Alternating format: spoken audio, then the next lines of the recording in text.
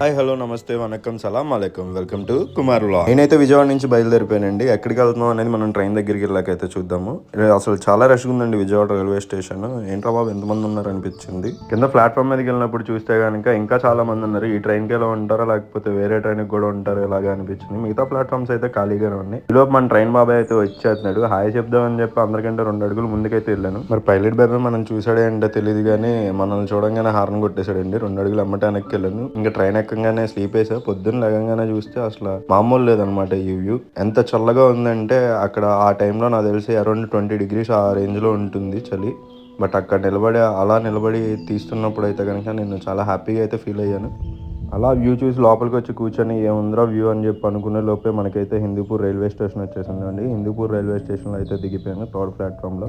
మరిన్ని వీడియోల కోసం మన ఛానల్ అయితే సబ్స్క్రైబ్ చేసుకోండి. అలాగే లైక్ చేయండి, షేర్ చేయండి, సబ్స్క్రైబ్ చేయండి. మీ ఫ్రెండ్స్ అండ్ ఫ్యామిలీ మెంబర్స్కి కూడా షేర్ చేయండి.